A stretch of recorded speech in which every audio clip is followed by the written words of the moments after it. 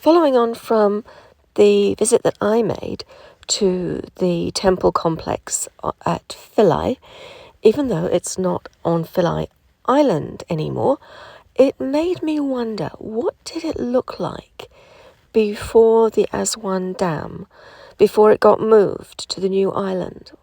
So I did some research and I found as many photos or paintings or sketches as I could of the way that it used to look. And it's pretty impressive that it pretty much does look the similar way, except it's in better condition now because it's been restored, and the archaeologists have done an absolutely lovely job on it. But it's very interesting because I recognize so many of the places within the Philae complex that I've actually been to and looked at, and that makes it extremely interesting to me. But one of the reasons that I found the whole thing quite intriguing was because the original island was on a much harder stone, and it was basically more resonant. It had better frequencies, and yet the temple of Isis at Philae had a very intriguing effect on me and made me feel very dizzy, and the vibrations there were so intense that I couldn't help but wonder, what would it have been like on the original island? It would have probably knocked me out completely. But anyway, these photos and pictures from the bygone era are fascinating, especially the ones that have been coloured to show the beautiful colours that were in the temples. And they're not there anymore, sadly. But I'll just keep going with these photos, and then afterwards we'll move on to when the dam was built.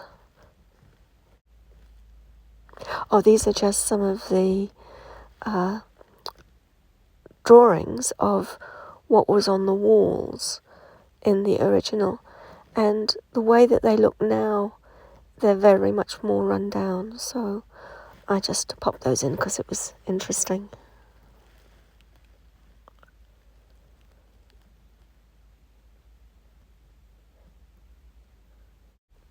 You can see it was quite low-lying, and if you check out the rocks that are around each of the ends of the islands, that's all the only bits that are sticking up now out of the water.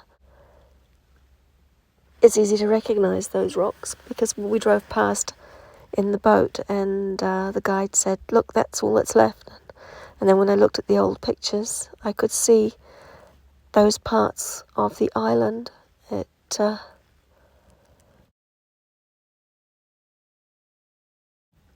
See, there's those rocks.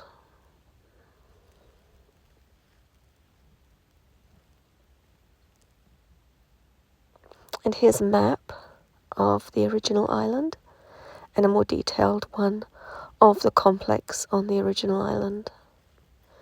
And now we're going to move on to the flooding after the Aswan Dam. It's actually quite heartbreaking. I couldn't believe it when I saw it, that the Aswan Dam had just caused all these beautiful, beautiful buildings to mostly be underwater. Well, at least 1/3 of them underwater. So when the tourists went to visit, they had to get a boat and they would just sail around the complex and have a look at all the things from within the boat. And when you go to the island now, the new island, you see the water level. You see the difference on the buildings where the water had done some damage to the buildings. It's just heartbreaking seeing it partially underwater. Really sad. Beautiful, but sad. Thank goodness they took the initiative and moved it.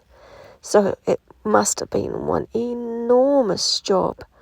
And I believe it started in the 60s and then went through the 70s, and was quite a big job because initially they had to create this wall around it, which you can see in the photos, and then pump out all the water before they could even start moving it. Look at all that equipment. What an enormous job that was.